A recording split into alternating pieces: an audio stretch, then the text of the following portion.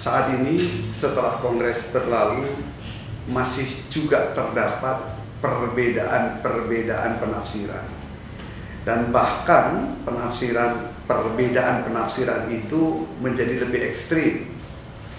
Saya menganggap bahwa pemahaman terhadap anggaran dasar, anggaran rumah tangga IPAD kurang difahami dengan baik, sehingga ada yang menggunakan anggaran dasar atau pemahaman di Ikatan Notaris Indonesia sebagai bahan untuk melakukan kajian terhadap anggaran dasar atau anggaran rumah tangga IPAD. Sesungguhnya berbeda sama sekali. Kita bisa lihat bahwa kemarin ada, saya nggak tahu, saya berharap itu bukan sebuah kesengajaan, tetapi itu sebuah keadaan yang terjadi, di mana presidium keluar dari kontrol, out of control, sehingga presidium menutup kongres sendiri. Kongres ditutup oleh presidium dan presidium menyatakan beberapa keputusan yang tidak merupakan keputusan kongres tapi keputusan presidium. Keputusan kongres harus diambil atas dasar persetujuan peserta kongres.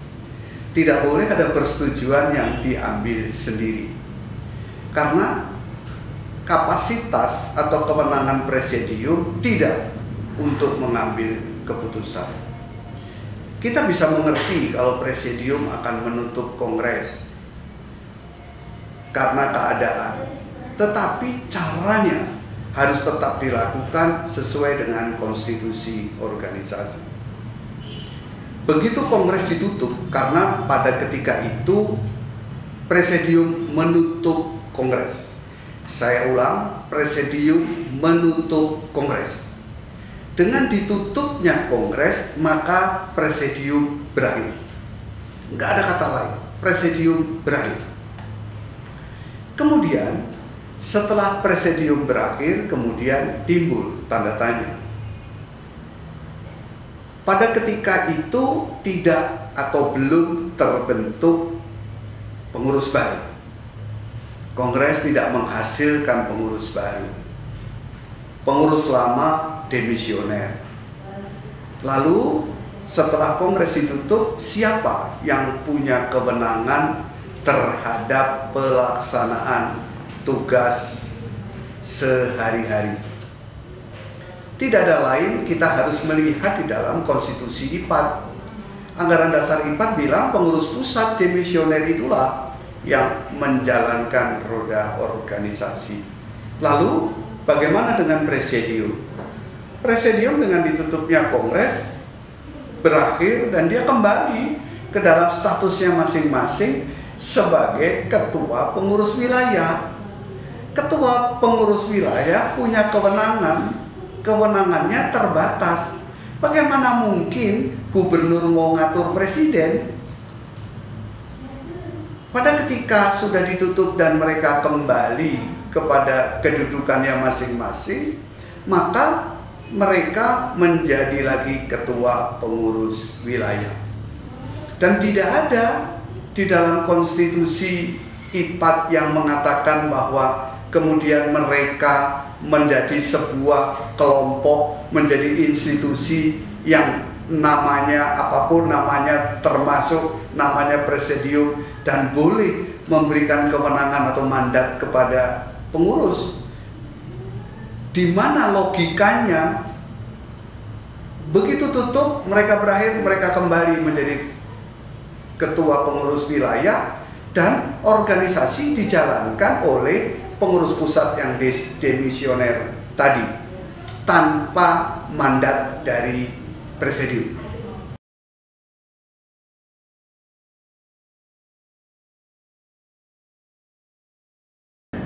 Kemudian kongres yang dimaksud ini kongres apa? Kongres lanjutan. Kalau kongres lanjutan, maka tidak ada yang namanya calon atau balon ketua umum baru, nggak ada. calon ketua umum yang lama itulah. Yang dipersoalkan adalah sejak awal kongres hasil rakernas, sehingga seharusnya hasil rakernas itulah nanti yang menentukan siapa kandidat yang dianggap sesuai dengan konstitusi untuk masuk. Nah, kalau kemarin perdebatannya 5 atau 7, seharusnya dalam rakernas nanti dibicarakan 5 atau 7 dan tidak dibuka calon-calon baru lagi 5 atau 7. Itulah seharusnya. Kita mesti belajar berbesar hati, kita mesti belajar untuk menyelesaikan masalah dan bukan menimbulkan masalah-masalah baru. Kenapa? Saya juga heran dan bertanya-tanya, kenapa tidak percaya dengan pengurus pusat yang lalu, sementara pengurus pusat yang lalu diterima secara aklamasi, tidak ada cacat, tidak ada kesalahan yang dianggap bisa dijadikan alasan untuk tidak diberikan kewenangannya sesuai dengan konstitusi. Kemarin diterima dengan baik. Seharusnya kita mulai dengan mengadakan rembuk nasional. Kita bikin pertemuan silaturahmi dari berbagai tokoh yang ada di daerahnya, termasuk pengurus diundang. Kemudian kita coba rembuk, kita coba tentukan bagaimana sebaiknya ini diselesaikan. Rakernas bisa menjadi solusi untuk menyelesaikan bagaimana kongres harus dilakukan. Rakernas, tetapi bukan presidium, bukan perwakilan presidium. Stop mereka. Mereka harus bisa berbesar hati dan menerima kenyataan bahwa mereka tidak punya kewenangan itu. Mereka itu sesungguhnya adalah orang yang ditunjuk sebagai kuasa anggota karena dianggap pengurus lama punya konflik of interest, sehingga diambil sementara kuasa anggota dari pengurus definitif kepada presidium. Nah, setelah selesai kongres ditutup, presidiumnya berhenti. Nggak bisa tidak bisa tidak, presidium harus berhenti. Kemudian resiko at all cost harus dilakukan agar rakernas bisa menyelesaikan ini semua.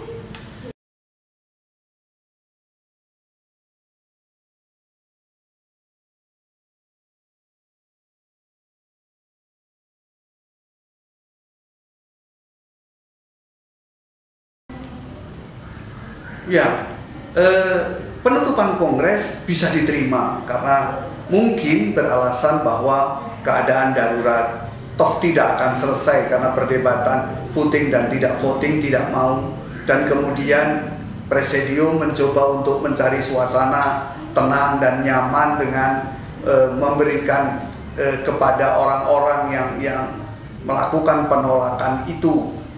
Tetapi cara itu keadaan boleh darurat. Ada keterbatasan presidium untuk memimpin keadaan itu atau menyelesaikan keadaan itu.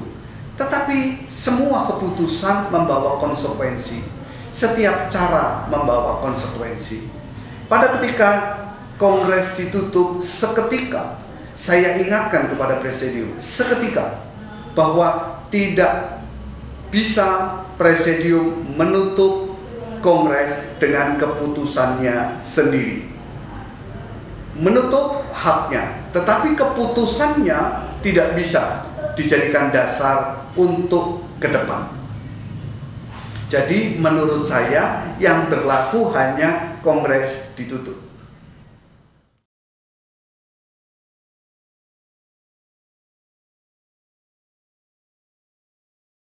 Yang saya menganggap bahwa kurang beralasan kondisi darurat karena itu bukan darurat.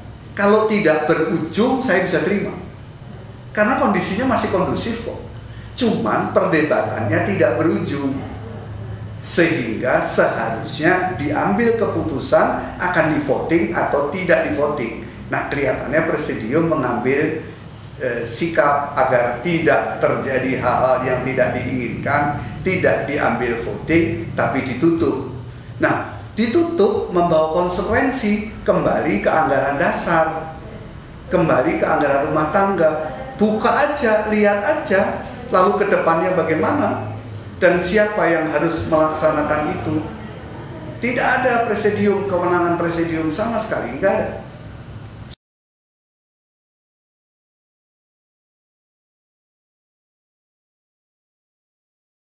Saya menganggap bahwa sebaiknya tidak dibuka calon baru.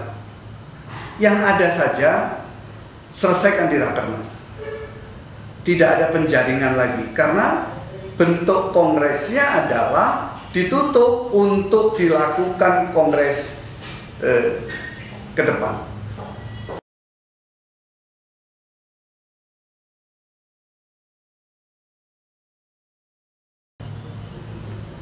Saya menganggap bahwa kongres ke depan tidak bisa dikatakan sebagai kongres lanjutan karena tidak diskors. Berbeda dengan kongresnya INI. Kongres INI jelas diskors. Kalau kemarin ditutup, diakhiri. Menurut saya, ke depan lakukan dengan membuka pintu hati. Lakukan islah dengan hati. Kemudian singkirkan kepentingan diri atau kelompok, utamakan kepentingan anggota. Mari kita buka sama-sama anggaran dasar, anggaran rumah tangga, dan lakukan itu tanpa rasa malu. Lakukan itu dengan kebanggaan bahwa kita satu keluarga yang akan menyelesaikan secara kekeluargaan sesuai dengan rule atau aturan organisasi.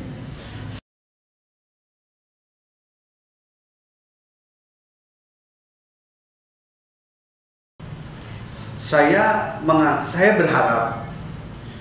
berharap Rakernas esok ini betul-betul dilakukan untuk pertama islah. Kedua, kita memikirkan sama-sama bagaimana kongres dapat dilangsungkan, tetapi untuk kepentingan mempersatukan kembali anggota IPAD agar di kemudian hari IPAD dapat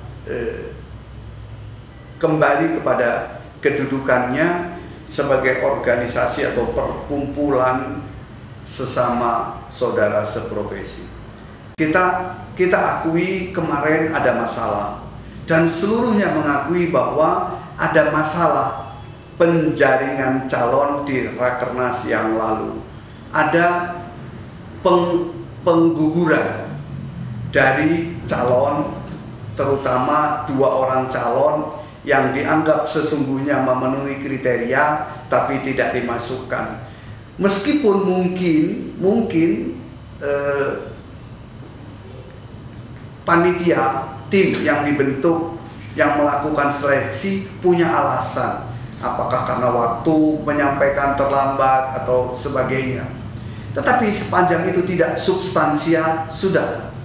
Saya cenderung Rakernas besok mengesahkan saja 7 orang itu sebagai kandidat tanpa harus melakukan penjaringan ulang. Tetapi 7 orang itu kita tidak boleh mengorbankan atau membuat permainan atau skenario sehingga ada orang-orang yang harus hilang di penjaringan baru. Permainan itu akan dibalas nanti dan itu tidak akan pernah selesai. Saya menganggap kali ini 7 orang itulah yang dijadikan sebagai calon untuk dipilih di kongres yang akan datang.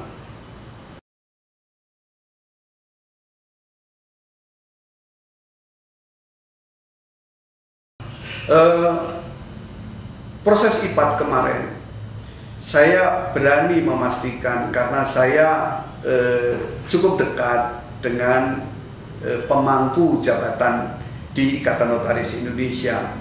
Saya tidak bicara individu-individu, tetapi secara institusi baik institusinya maupun ketua umumnya tidak terlibat di dalam acara kemarin. Tidak ada apalagi instruksi, kehendak untuk melakukan itu pun tidak ada. Saya bisa jamin bahwa Ketua Umum Bapak Adrian Juwaini selaku Ketua Umum Ikatan Notaris Indonesia dan saya Badar Baraba selaku Ketua Dewan Kehormatan tidak pernah masuk di dalam keterlibatan atau keikutsertaan di dalam proses itu.